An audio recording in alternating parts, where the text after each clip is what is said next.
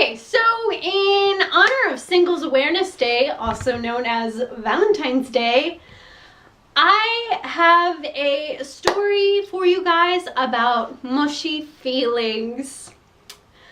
But to get to that story, we're just gonna skip over everything that I've actually experienced about love, and we're just gonna go right to the worst crush I have ever had in my entire life. It all started in my second year of college in anime club. This one guy, he really appreciated that I voted for the show that he wanted to watch and thought I was cool, so he friended me on Facebook. And we started messaging a lot for a while, and then suddenly everything just went silent. I didn't talk to him again for about 2 years. So jump forward to year 4 of college, and that is when we started messaging again. I don't remember how it started, but we just started messaging all the time, and they were like long messages about anything and everything. And I loved hearing about the adventures he'd been on and what he thought about an anime or video game. And like, he asked a lot about me. He asked how I was doing that day. He asked me what I did, like what had I experienced and been on adventures and things like that. He always asked about me too, and I just loved talking to him so much. And eventually we started texting regularly as well. And I didn't tell anybody about this when it started.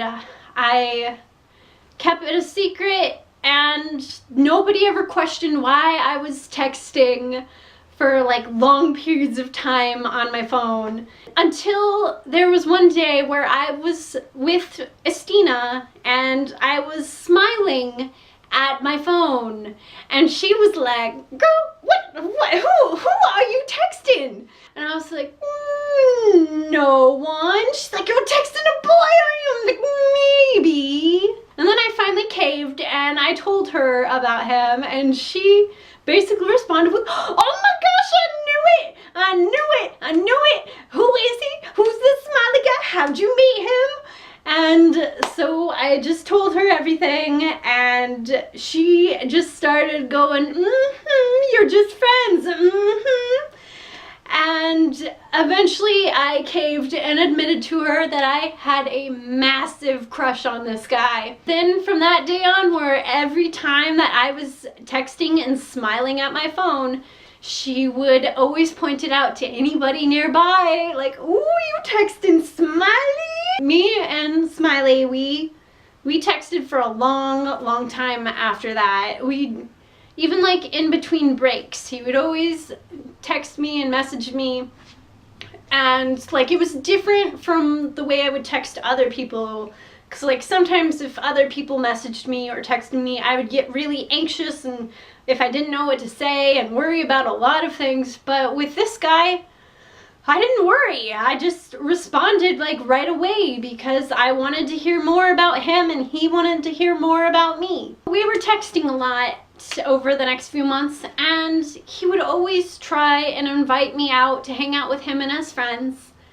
But there were 2 problems. 1, I was very busy with school, like I always had something to do. And 2, I became a potato in front of him, like in his presence.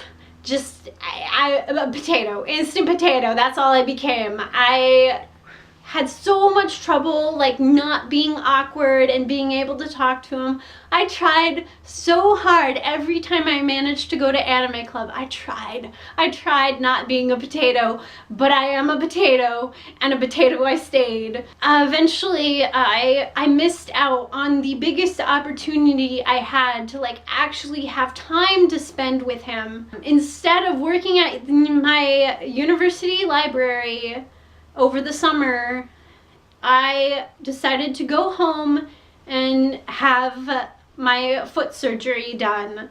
And by the end of the summer, I was getting fewer and fewer messages from him.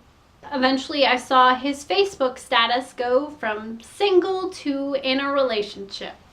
So that was like a low blow to my gut, but I already knew that it was partially me to blame for not being a human in front of him and being a potato all the time. But it was just another sign that I just wasn't ready to like move a relationship forward and things like that. So once Estina found out, though, she was so upset. She was like, what do you mean he has a girlfriend? You spent so much time on that. How could he? He missed out on you. Thanks for that, Estina. Couple syndrome has pretty much followed me out throughout my life, so at somewhere along the way, I just kind of realized I wasn't quite ready yet. I still had myself to work on to be more comfortable with myself, to be more comfortable around other people. I just know that someday I will find the victor to my Yuri and everything will be okay. He will accept me for who I am and will meet me halfway, and I can dream, okay? I can dream. Anime has done this to me. It made me a dreamer about relationships. So this will all happen at some point. I mean, one anime gave me the perfect guy that exists in the world, in case you haven't noticed by the posters you see behind me. And now, ever since Yuri on Ice, everything I ever thought about our relationship was thrown out the window, and now I have even higher goals, and that's probably not going to get me very far in life, but you know, we'll see where this goes. We'll see where it goes. We'll see. Don't count me out yet. I think we'll find out. Anyways, it's all good. But anime, man, anime makes your relationship goals really impossible, but you hope they're not.